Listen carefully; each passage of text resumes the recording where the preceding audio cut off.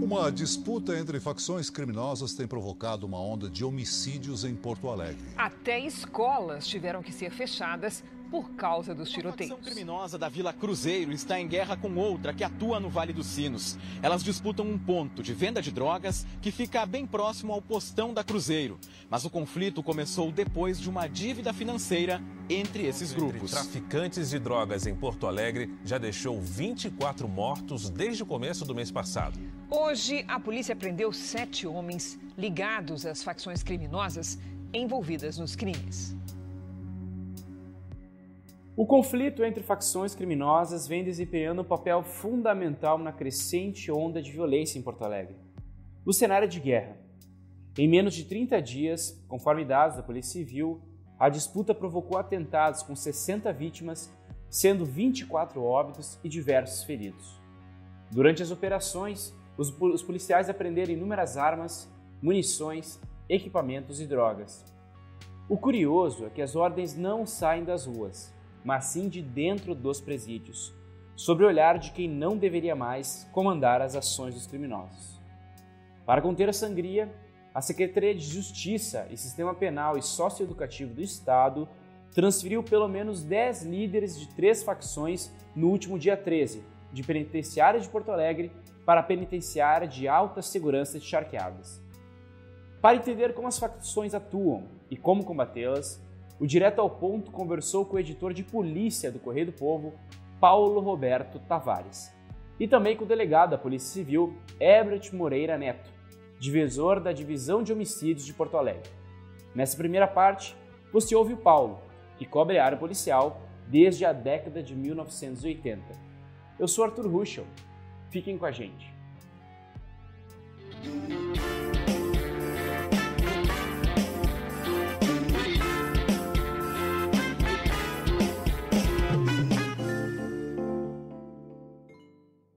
Pensando na questão da criminalidade do Rio Grande do Sul, quando a gente lê notícias relacionadas a material de polícia e a criminalidade, a gente vê muito 2 palavras: facções e quadrilhas.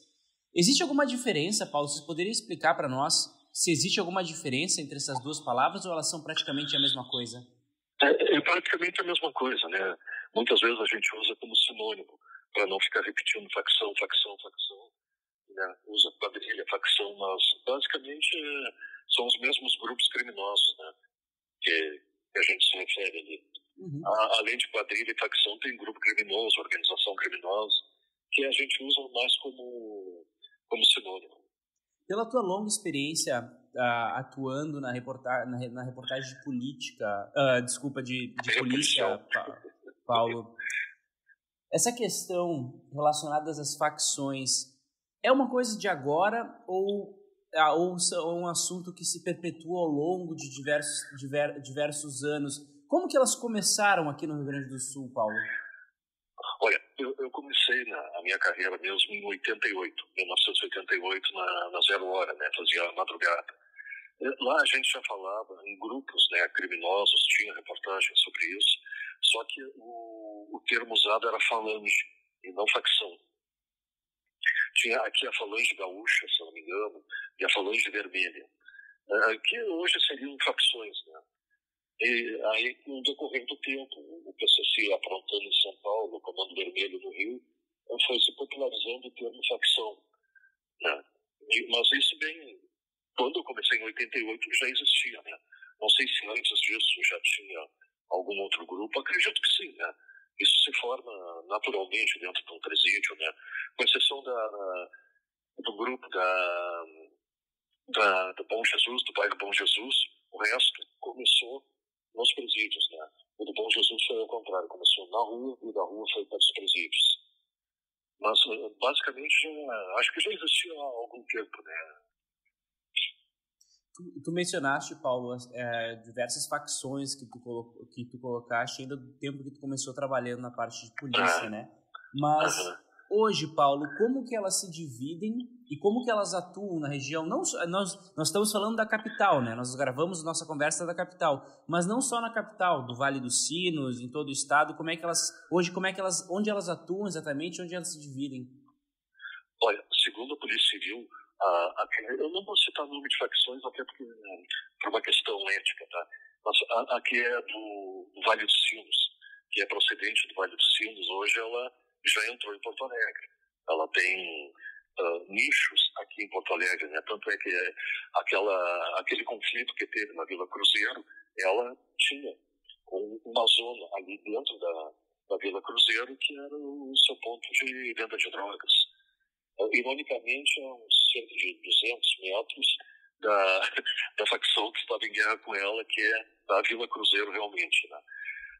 Essa também tem se expandido para Rio Grande, outros, até chegando a beiras de outros estados, né, como Mato Grosso principalmente, e com ligações até com grupos cartéis da Bolívia e Colômbia.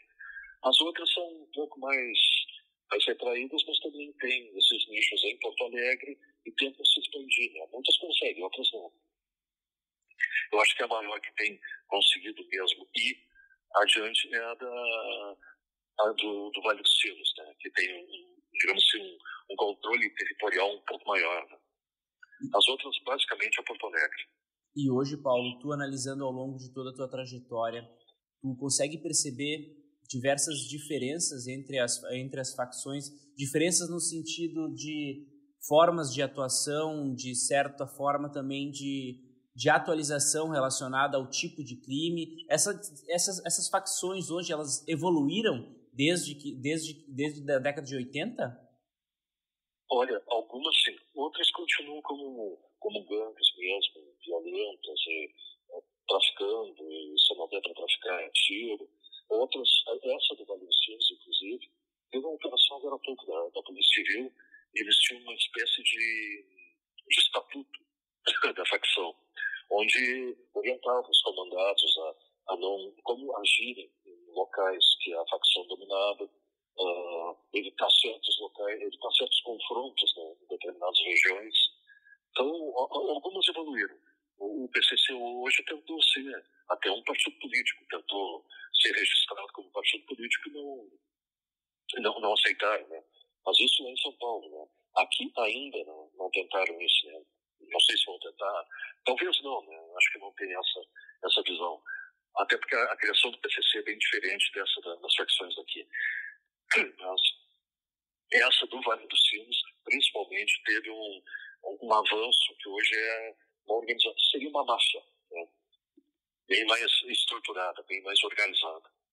Quando a gente conversa, Paulo, sobre questões de facções criminosas, se tem muita questão de ligar isso a regiões periféricas, mas como tu colocaste, por exemplo, a facção do Vale dos Sinos hoje já entrou em Porto Alegre e é comum a gente ver a atuação dela em várias regiões. De certa forma, facções criminosas não são relacionadas apenas a regiões periféricas, elas também têm dominado boa parte da capital. Eu diria assim que o QG delas seria a periferia. Pode ver que uma na Vila Cruzeiro, a outra na Bom Jesus, essa do Vale dos Sinos também não é no centro, né, da cidade, né? Basicamente é na periferia, onde eles mantêm também bocas de fumo, né? O que não é bocas de fumo aqui no centro, em algum outro lugar. Então, basicamente, ali é o QG deles, mas não impede que eles se expandam para outras zonas da cidade, né? E talvez uma das perguntas mais importantes, Paulo, que eu lhe faço agora da nossa entrevista, é possível imaginar o fim dessas facções? Olha, acho difícil. Talvez tenha alguma maneira de, eu não digo exterminá-las, mas ter um controle maior, né? Mas o fim, propriamente dito, eu acho meio difícil. Se a gente pegar como exemplo o Comando Vermelho e o PCC no Rio até hoje, a polícia ataca, vai, o líder, né, o número 1 do PCC está no Presídio Federal, enquanto a organização continua em pé, né? Acho difícil, talvez controlá-las sim, mas exterminá-las acho que não. Agora, você fica com o delegado Eibert Moreira, que conta um pouco sobre a atuação da Polícia Civil nesses casos. Bom, delegado, recentemente nós tivemos algumas ações envolvendo a facção no Vale do Rio dos Sinos e também alguns conflitos na Vila Cruzeiro. O que essas duas situações revelam do cenário aqui no Rio Grande do Sul, principalmente aqui em Porto Alegre? Bom, nós temos observado aí ao longo dos últimos anos uma situação estável, né, nesse cenário de disputa entre facções. Obviamente, qualquer circunstância pode tirar essa normalidade, essa estabilidade da situação. Mas nós sempre viemos acompanhando esse desenvolvimento, essa movimentação das facções, e as equipes da Polícia Civil, elas sempre estão atuando no sentido de reprimir as ações delituosas dessas facções, tentando, de certa forma, evitar que essas disputas elas se alastrem e ganhem maior proporção no cenário que a gente tem atual. Para quem não acompanha, delegado, muito a parte policial também no noticiário e também não acompanha as notícias relacionadas a esses grupos criminosos, mas o senhor poderia explicar para nossos ouvintes de que grupos a gente está falando, se eles são grandes, pequenos, se a atuação deles em Porto Alegre, no Rio Grande do Sul, já é de longa data, e como que eles atuam exatamente? Bom, no cenário atual que se apresentou nessa disputa entre essas duas facções, uma delas com berço na Vila Cruzeiro e a outra com berço no Vale dos Sinos. As investigações apontaram que houve uma discordância com relação a uma negociação de drogas entre elas, e a partir disso elas começaram a confrontar no território da facção rival. Isso ocasionou algumas mortes aqui ao longo do mês de março e início de abril, né? E a Polícia Civil, ela, através do Departamento de Homicídios, depurou essas informações através das investigações, e nós conseguimos estancar, junto com a atuação conjunta, né, obviamente, com a Brigada Militar, a SUSEP, traçamos uma estratégia de combate a essa atuação criminosa, que resultou, então, no estancamento. Eu, por vezes, aí falei com a imprensa e me manifestei no sentido de que nós, Estado, temos uma equação muito boa para solucionar esses conflitos entre essas facções. Qual é essa equação? É a atuação firme da polícia ostensiva, né, saturando as zonas de conflito, é o trabalho de intervenção prisional feita pela SUSEP, né, e o trabalho de investigação qualificada, coletando provas robustas, no sentido de indiciar e representar por prisões preventivas desses indivíduos. O trabalho da SUSEP de intervenção prisional é respaldado, é lastreado com relatórios de inteligência produzidos pelo Departamento de Homicídios, que apontam lideranças que estão dentro do sistema penitenciário, coordenando essas ações, né, porque ainda temos essa situação, né, que a gente consegue observar que as ordens para a prática de homicídios elas partem de dentro do presídio. Então, nós mapeamos essas lideranças, né, e apontamos a SUSEP para que ela providenciasse a remoção para presídios que possibilitassem a restrição de acesso ao mundo externo dessas pessoas maior do que o que eles já estavam. Por favor, delegado, continue. O senhor ia completar alguma coisa? Não. A gente tem trabalhado, né, sempre. Eu sempre tenho eu tenho uma convicção de que o trabalho da Polícia Civil, do Departamento de Homicídios, é essencial no estancamento dessas disputas, né?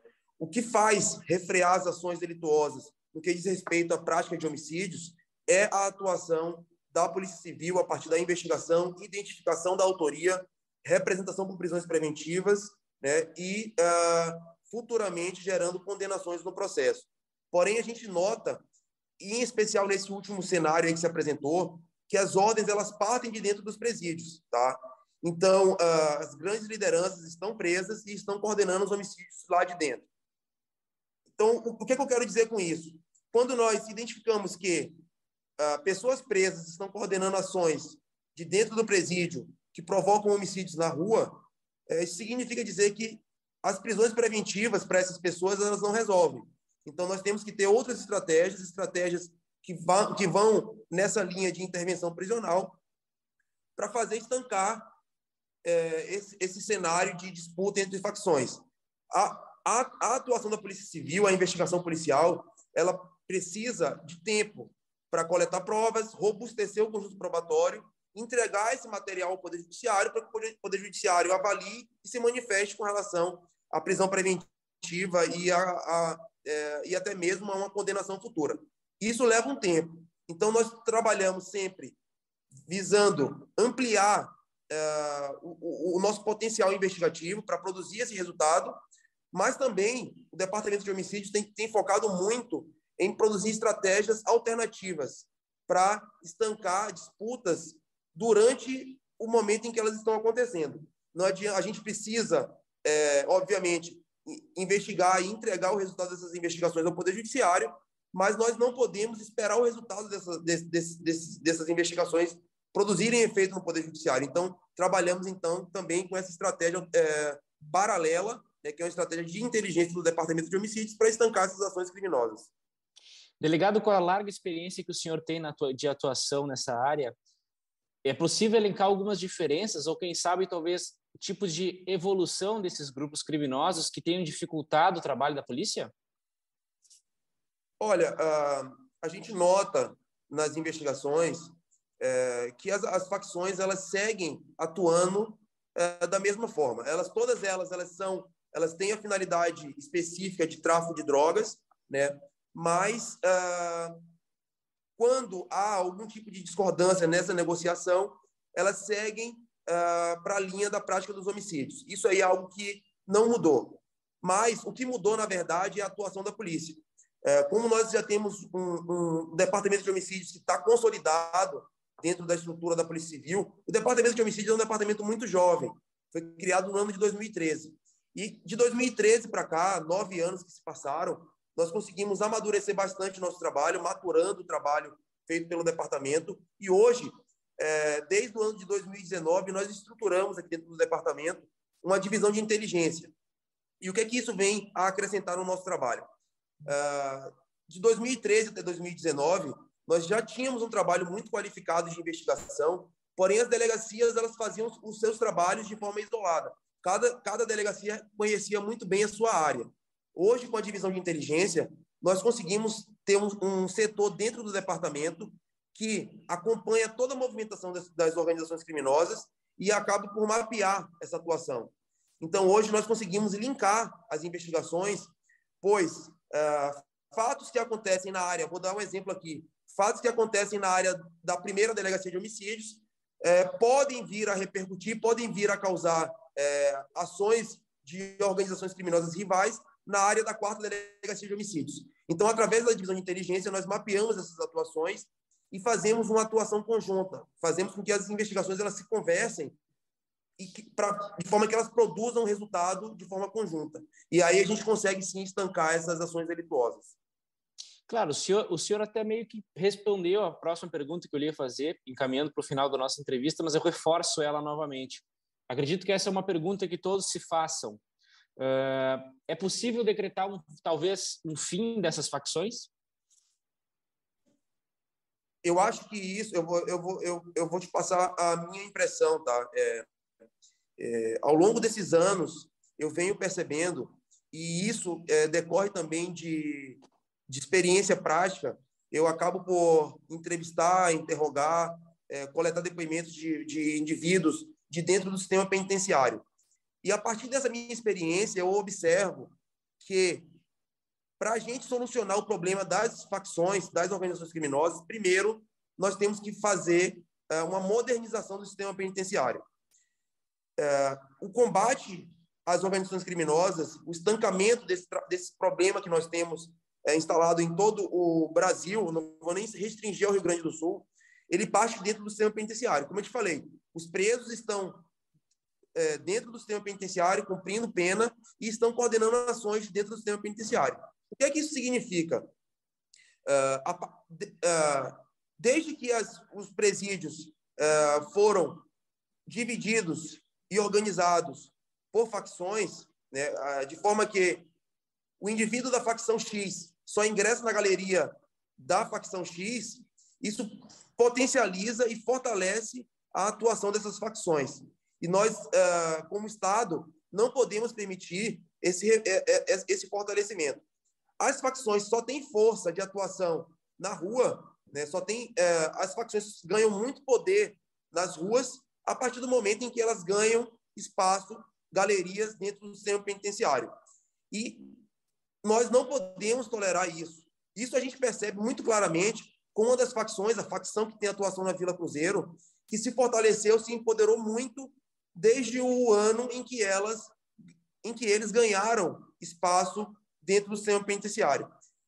Vocês devem recordar, ali pelo ano de 2017, eles foram expulsos, um grupo de pessoas foram expulsos de uma galeria dentro do sistema penitenciário, e eles ficaram no pátio por um longo período, reivindicando a conquista de um espaço, de uma galeria específica para aquela facção. Desde aquele momento em que eles garantiram esse espaço, eles passaram a ter uma atuação mais agressiva na rua. Então, para solucionar o problema dessas facções, nós primeiro precisamos providenciar uma solução para o sistema penitenciário. E isso passa não só pelo Poder Executivo. Nós precisamos muito da compreensão do Poder Judiciário, né, das várias execuções criminais, porque o loteamento do sistema carcerário entre facções fortalece a atuação dessas facções na rua. Nós não podemos admitir isso, e a solução para esses problemas só vão ser palpáveis a partir do momento em que cada preso estiver dentro da sua cela e a partir do momento em que o preso não tenha o direito de escolher em que galeria que ele vai cumprir pena. Delegado Eybert Moreira Neto, muito obrigado pela tua disponibilidade. Foi um prazer falar com o senhor e um bom trabalho. Obrigado. Esse foi mais um Direto ao Ponto. Se você perdeu algum episódio, é só voltar no site do Correio do Povo, na aba Podcasts, ou em qualquer tocador de podcast do seu celular. A apresentação foi de Arthur Ruschel, a edição de som de Aleph Alencar e a coordenação de Brenda Fernandes. Esse episódio contou com áudios da Record TV RS. Até mais!